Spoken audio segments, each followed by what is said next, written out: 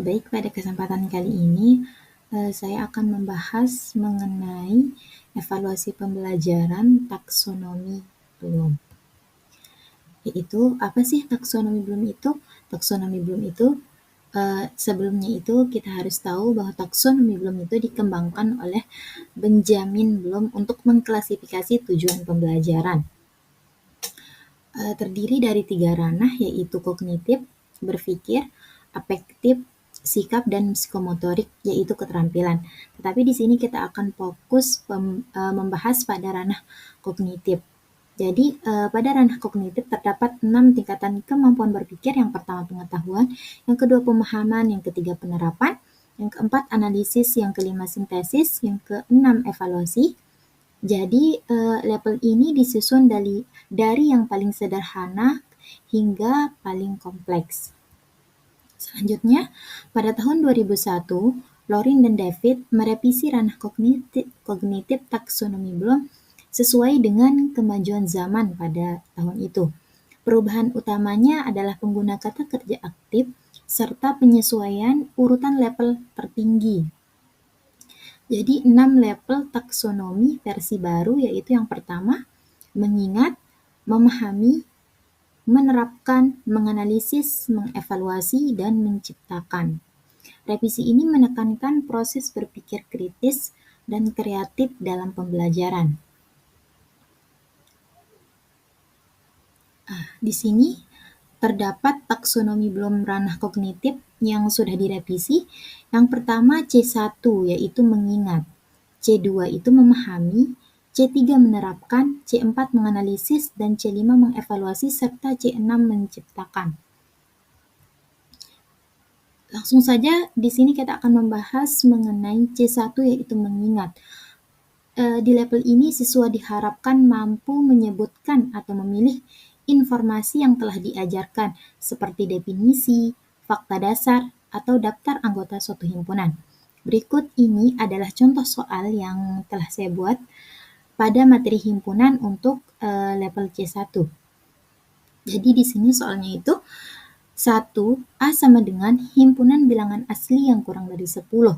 Dapat dinyatakan dengan, jadi soal ini menguji kemampuan dasar siswa untuk mengingat definisi bilangan asli dan menyebutkan elemennya.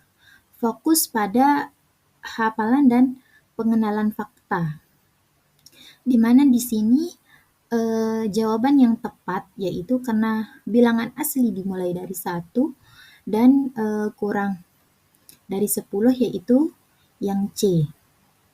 Selanjutnya distruktur pilihnya atau pengecohnya yaitu opsi yang A, siswa yang bisa saja memasukkan 0 pada himpunan, dan yang B, siswa yang belum bisa membedakan bilangan asli dan bilangan cacah, dan opsi yang D itu siswa yang mengira kurang dari 10 itu termasuk 10. Selanjutnya C2 yaitu memahami. Pada level ini siswa tidak hanya mengingat tetapi juga harus memahami makna dari konsep yang dipelajari seperti simbol keanggotaan himpunan, himpunan bagian, dan elemen himpunan. Berikut ini contoh soal yang telah saya buat untuk level C2. Yaitu jika P adalah himpunan bilangan prima, maka pernyataan berikut yang benar adalah, jadi soal ini mengukur kemampuan memahami perbedaan antara elemen dan himpunan, serta menggunakan notasi yang tepat seperti ini.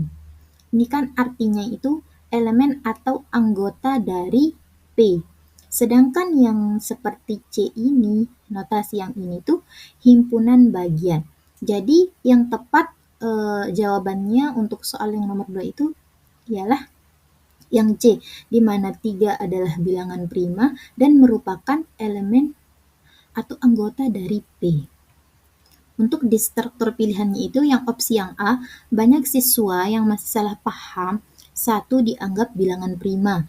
Kemudian opsi yang B itu salah karena siswa yang menganggap 2 sebagai himpunan, padahal 2 adalah elemen dari himpunan P. Kemudian opsi yang D itu salah, 5 memang ada di P, tetapi kan tanda yang seperti C itu merupakan himpunan bagian bukan elemen. Selanjutnya C3 yaitu menerapkan. Level C3 dalam taksonomi Bloom disebut sebagai menerapkan. Di level ini siswa dituntut menggunakan pengetahuan yang sudah dipelajari dalam situasi baru atau menyelesaikan masalah. Jadi pada level ini siswa tidak hanya mengingat atau memahami, tetapi juga mulai menggunakan konsep secara aktif untuk menemukan jawaban. Contoh soalnya yaitu jika P sama dengan X, di mana X adalah faktor prima dari 60, maka NP sama dengan.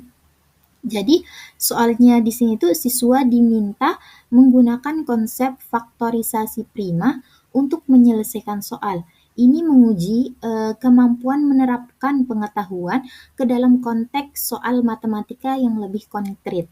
Jadi di sini siswa harus mencari faktor prima dari 60 terlebih dahulu, kemudian menentukan berapa anggota P-nya. Jadi di sini faktor prima dari 60 itu kan ada 2, 3, dan 5. Jadi jawaban yang tepat yaitu yang B. Kemudian untuk opsi pilihan atau pengecohnya itu pilihan A salah karena siswa mungkin hanya memilih 2 angka pertama. Kemudian pilihan C dan D sudah juga tidak tepat karena tidak sesuai dengan isi himpunan. Selanjutnya yaitu C4 menganalisis.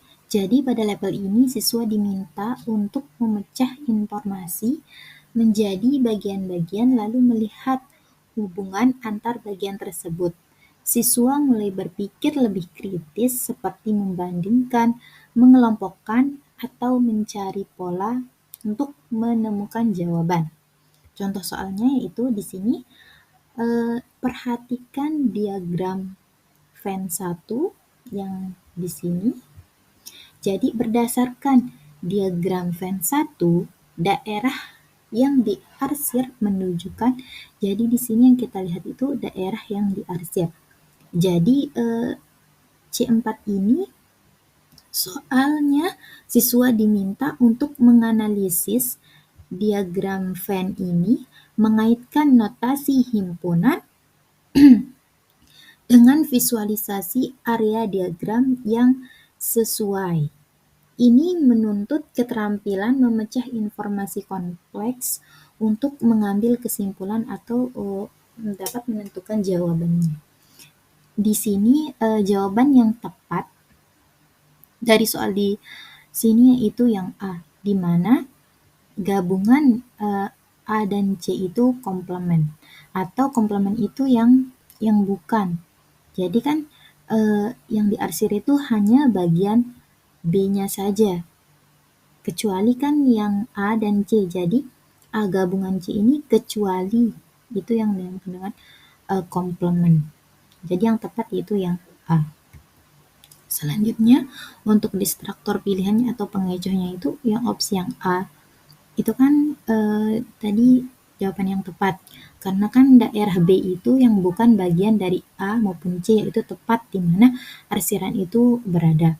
Yang B itu salah karena bagian A dan B tetap ada. Kemudian opsi yang C itu padahal arsiran itu kan berada di dalam B, yang tadi kita lihat pada diagram.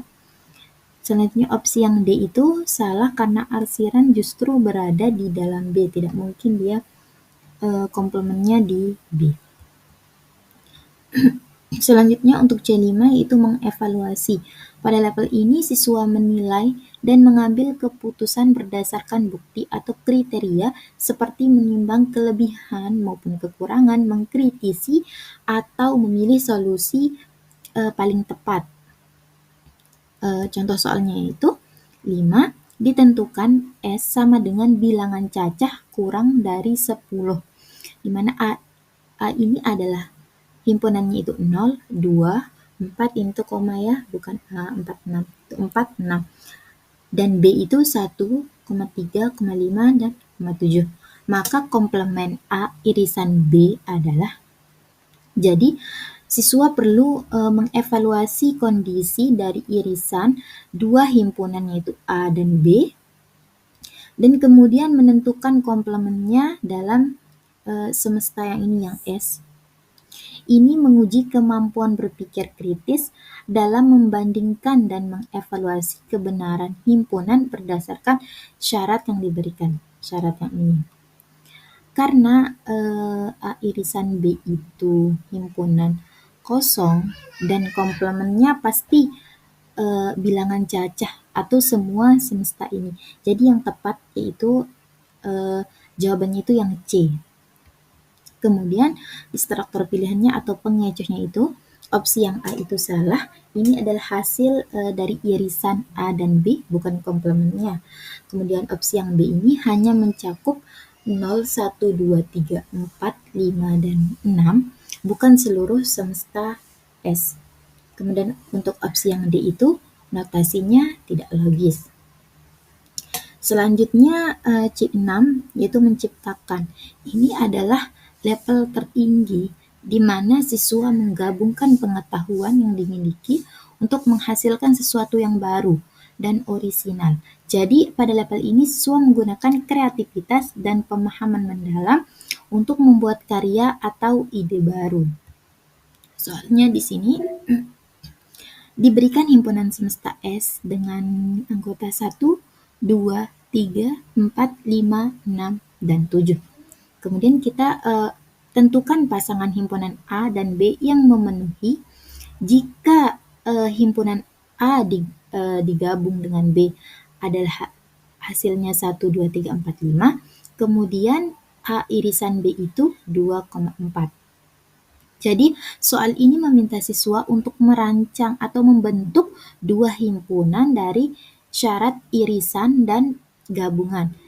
Siswa perlu mengevaluasi dan menguji berbagai kemungkinan agar memenuhi dua kondisi logika himpunan yang ini yang A gabungan B dan A irisan B, di mana yang tepat untuk jawabannya ini yang itu yang B, di mana jika kita gabungkan himpunan A dan B itu hasilnya itu 1, 2, 3, 4, 5. Kemudian jika kita iriskan A irisan B, maka hasilnya itu 2,4. Bisa dilihat.